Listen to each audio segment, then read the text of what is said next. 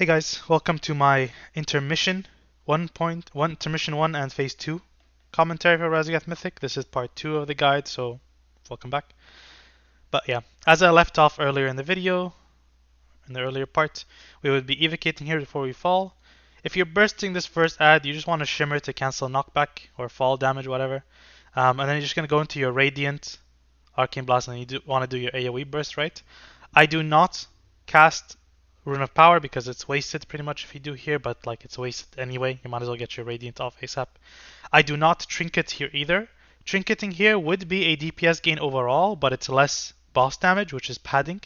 I do not recommend Trinket if you're progressing this boss because boss damage really matters.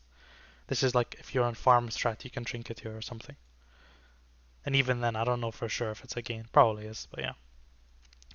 Anyway, you do your AoE sequence if you want, if you can be closer to the ads so you can kind of get a better, like you don't have to worry about travel time as much. You know, just usual AoE rotation stuff. Finish off the first ad. Ideally, these ads get kicked in. Obviously, if you're assigned to kicking, make sure you do that. If you are assigned to kicking, what I like to do is here, I'll rewind it a little bit, sorry. During my Arcane Surge cast, I actually have a macro that will focus my target and then slash target the Surging Ruiner. So what you'll see me here doing is I Radiant Spark, I start casting Arcane Surge, I target the ad I'm kicking and I click my macro. You can see it here at the bottom right. This is my focus macro, so it sets the guy I'm kicking to my focus and then targets the Ruiner before my Arcane Surge is done. Just makes it really brain dead, right? Arcane Surge is done and I'm doing my rotation, and then when my weak aura tells me to kick my focus target, my focus macro kick I just press it, right? It pretty much always times out that I press it after my barrage, I believe. So I don't even need the weak aura after like 300 pulls, you know. In any case, after you finish the first set of ads, if you're baiting here and you're just AFK, this is a great time to recreate your gem. If you're not baiting and you're not AFK, you want to recreate it after this ad. But yeah, just kind of. This second ad is kind of a meme. You're not going to do much damage anyway. Just press your filler AoE buttons. You need the shifting power here at some point on this ad though. Definitely want the shifting power here so we get our ice block back for P2. What I like to do is I like to put Ice Nova and Orb on cooldown. Obviously like properly, right? If you have 4 charges, don't just Orb randomly. Ideally be on 0 charges when you Orb and then you shifting power. So that's what I do here. Put them on cooldown. Make sure you get your kick off on the Ascendant. I even kick before I shifting power just to get it back. And then, you know, you're kind of just doing some meme damage here. Remember, if you're gem, you don't care about clear casting on AoE. If you're not gem, you can missile. Okay. Once that ad is done, once again, if you haven't recreated your mana gem, that's a great time to do it here. And then on this ad, you want to get your rune off as early as possible because it gives us a rune in P2 that's a bit early, but we'll see it there. Just remember that I runed early here. You can see my timer here. It's I could have runed like 5 seconds later. That's like the latest time you could rune, which is right after this breath that spawns in a second. If you do get I think it's the late breath that would time out here. But if you get the early breath, you can send it on the pull here. What I should have done instead on this pull is I should have actually ran to the ad with Shimmer, runed there, because you'll see what happens here is that while I'm doing my burst, like I get my burst off fine, and then I start missiling, and then this breath spawns on me, and you see I kind of want to move forward, but unfortunately I can't. So I just throw my orb. I should have barraged there, I could have barraged, but then I have to move out of the breath, which means I'm losing uptime here. So ideally you stay with the ads. If you had moved to the ads before you rune, you wouldn't have had this issue. But keep in mind that you can't always run to the ads before your rune, because if you're waiting for if you get the late breath variant of this intermission, then, you know, you have to bait the breath before you go on these ads. In which case you'll have to like shimmer in and do a slightly later rune after you've baited the thing. Anyway, as soon as this phase ends, you're going to go in here. You're going to mirror image into evocate. You can evocate mirror image. You can orb at some point, whatever you want. Here I do an orb arcane blast evocate. Technically speaking, I should have done orb evocate arcane blast if I'm going to do it in that sequence, but it's not a big deal, I don't think. Maybe what I did is fine actually, because my burst is a little delayed here. As soon as the boss is attackable, you want to lust, and as soon as your rune of power is ready, you want to throw down rune. You don't burst straight away, you just want to throw down rune. You'll see me here do it kind of. I get a bit of a swirly here, so I don't get as much damage as I could have. But when your storm shield, absorb shield, whatever, before the first cast is about to start, you want to start casting your Radiant Spark. So you want your Radiant Spark to finish casting once the Absorb Shield starts casting. So you'll see here, I do my Radiant, and then the boss starts casting. You probably want to do it like 1 second before I did. The same time I did is completely fine. The goal is here, we want to start casting our Arcane Surge the moment the inversions happen. So you'll see here, or not the inversion, sorry, the initial marks happen. So you'll see here, I apply my Nether Tempest and I'm about to surge, and then the marks are already out. If I get a negative mark here and I need to go under the boss, I shimmer during my surge cast, and that will drop me a new rune under the boss, which is exactly what we want. And if I'm not, I just stand still and, I'm just doing my rotation anyway. That's the purpose of this timing. But yeah, I do my rotation, nothing fancy here. There's no like secret tech to doing this shield, you just press your damage. You can obviously palm into the end of your touch here as normal. The moment the shield phase is done, you want a shifting power. And as soon as your shifting is done, you want to set up your mini rune, your mini burst. So you see I put it down. If you runed earlier, make sure you're not sending your rune as early, like, when it's off cooldown, because you're just runing for mini burn here. So make sure, your Touch of the Magi is going to be fine time-wise. And also, after your rune, make sure you alter time, because what we're going to do here is, as we're doing our mini burn, this Tempest Wing is going to come out, and you're either going to shimmer in, alter time out, or you're going to shimmer out, alter time in. It's the same. Either way, you're just dodging the wave. Ideally, the global you're spending outside your Rune of Power should be your Barrage, or, like, ideally it's your Nether Tempest or your Barrage. Okay? I guess like an Arcane Blast is fine as well, but you see me here, I alter back time because I do it in my Nether Tempest, which is like the optimal. Alter time back, and then you do your Barrage Touch of the Magi, so I actually didn't miss any damage. The moment your Rune of Power is done, you start to run out for the charges. Now that I got the charges, I can actually block it because it's the first one. If you didn't do the early block in P1 and the 2 shifting powers, the one after the block and the one in Intermission 1, you will not have this block. So if you don't have block here, look at your P1 block and your shifting power at the end of P1 and an Intermission. This is what gets you your block back. Alternatively, you could spec into block CDR, but like you kind of want every talent point you have on your class tree for this fight, and it's not necessary to have block CDR, so yeah. As soon as that's done, continue your rotation. The next mechanic is going to be Sparks.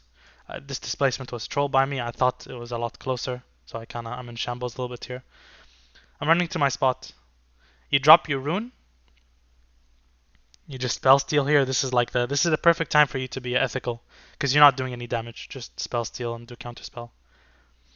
Once your Touch of the Magi is 25 to 18 seconds, you can start to evocate.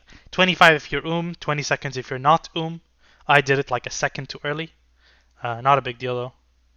Evocate, and then you go into blink. And now it's the second shield. Go to your position, obviously, you should be in position already. I'm gonna drop my rune as soon as it's off cooldown, like I should have already been runing here. You can delay a rune by like 1 second, I think it is, for a mechanic that you're gonna see in a second. I'll show you. So it's the same thing, you set up your cooldowns and then you do your surge. If you runed a second before I did,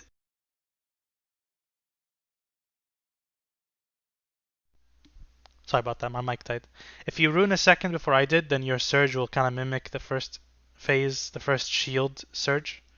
But instead, what you can also do is if you delay your rune by 1 second, then also your rune will be up for this inversion that just happened now. So you see a lot of people got inverted. If you delayed rune by 1 GCD, you'll have surge during this inversion cast, which means that if you do get it, you can drop a new rune outside from your surge. Either way is completely fine. All those 3 variables, like all those 3 options are completely viable and it's completely great. I prefer to send it ASAP for something later in P2 that I'll show you when we get there. But yeah. You do your shield here anyway. And then after this second shield, it sparks. So you're going to get into position, and this is very important, okay? Once the boss is 34 to 35 energy, you want to Ring of Frost. So see, 35 energy, Ring of Frost. After your Ring of Frost, you're going to Shifting Power straight away, and you're going to get your mini burn back. If the lightning spawns on you, you commit. Do not move. Do not. I mean, you can shimmer if you really want to, but it's kind of like trolling your group. I recommend just committing. You will be able to finish your shifting power before you get stunned if you follow the timer that I did. If you see here, I finished shifting and then they hit. Obviously, I wasn't in one, but if it was, I would have still committed. It's a slight hit of damage, but you have greater invis if you did take damage from it for the sparks, which you should do anyway. You do your mini burn here. You want to alter time before these sparks hit you, because what you're going to do is, as your mini burn is happening, it's the same as the earlier burn. You're going to alter time in before the sparks hit. You're going to shimmer out. Ideally, your Nether Temp is global, but if it's your last Arcane Blast, like nothing you can do about it. Alter time back in, and then barrage Touch of the Magi, and then you go into your rotation. You can barrage on the outside, it's fine. As soon as you're like that, you alter time back in, you need to get out because you're gonna get charges again. See, I got a bit unlucky here because I got 2 in a row. I shimmer twice here, which is not advisable. I would advise only shimmering once. Let me rewind a little bit, sorry. Ideally, I should have been further out here. I don't know why I walked back, and I should have kept moving out, because what happens here is I shimmer out. The reason I shimmer twice is because after my first shimmer, I realized I'm still in range of this evoker, and this warlock is going to get hit anyway by my circle. What I should have done is maybe shimmered a bit more to the side. Instead, I decided to make the call to shimmer again. This guy gets hit, whatever, like it's not my fault, like I have to hit him, otherwise me and the evoker get double stacked, which is the worst case ever. Instead, I decide to shimmer twice. The reason you don't want to shimmer twice is because you need shimmer for this next storm wave. I do not have shimmer for this storm wave, which is bad, because now I have the dot. I'm getting owned. I should have mirror image there. Instead, I rely on my health stone for this wave. I still should have pressed mirror image there. I don't know why I'm not. Kind of trolling. But anyway, after that wave, we get in position, and this is the last sparks now. This is why we Ring of Frost early, because now we have Ring of Frost up. If you Ring of Frost late, you will not have it up here. So you slap your ring down. Make sure you evocate before this as well, because it's straight away the third shield after this. So you Ring of Frost. The moment this Ring of Frost down, move to your spark position if you are in a different spot. Or not your spark, sorry, your shield position. Spell Steal on the move.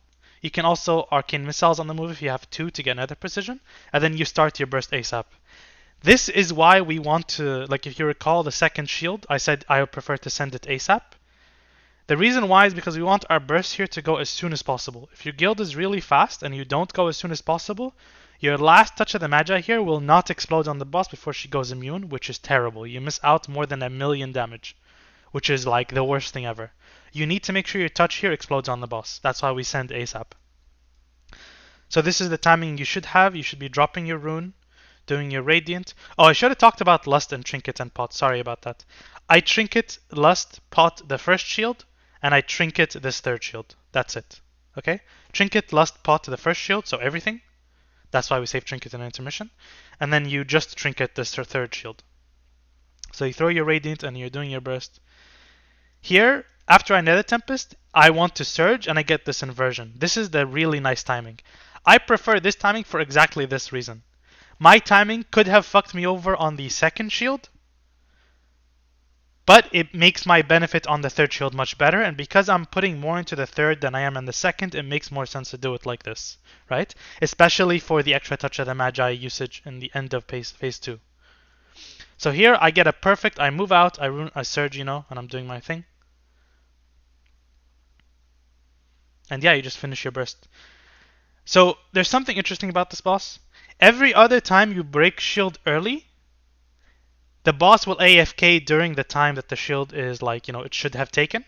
Except for this last one. If you break shield early on this third one, she will just fucking leave. That's why we need to get this burst off ASAP. So if you see here, the boss breaks the shield, Touch of the Magi explodes like 1 second later for 1.2 million. And I don't think I had crazy RNG or anything this one. And then the boss is literally immune within 1 second. See, my Arcane Blast here didn't do any damage. If you were even 1 second late with your touch, that's literally 1 million lost DPS. Right? Despite my dogshit P1 and my not very great intermission one, I'm still doing 110k. I don't think anybody has ever done more DPS than me in this phase on a kill. Maybe I'm wrong. I would like to see a log of someone doing more. Obviously there is some luck involved, but the timing of all these things really adds up. where you're planning your surge, how you're timing every single burn in this phase is really, really important. I have a surge for my first inversion, or like the first application of the marks, for both my strong burns, which is key to not having these like, oh, I just got unlucky this pull. I had to leave my rune. Like, obviously those times will happen and there's nothing you can do about it, but we want to be as consistent as possible. That's why planning our timers is really important for this. Okay? Um, yeah, I mean, that's pretty much it. My mirror image I told you I should have used on the wave, like going in. You can greater invis the last set of sparks. I tended to find that in the last set of sparks my healers were pretty in control. I'd like to save mirror image or greater invis for something else, but frankly I should have just used it anyway. I instead used it in an intermission too. I don't know if it would have been up if I used it or not. I don't know. I frankly could have just played better here a little bit with defensives. But yeah, that's the end of phase 2. As soon as the phase ends, you're going to shifting power. And that's it for phase 2. I'll cover the end of the fight in my next part. So thank you for watching this one, and I'll see you in the next one.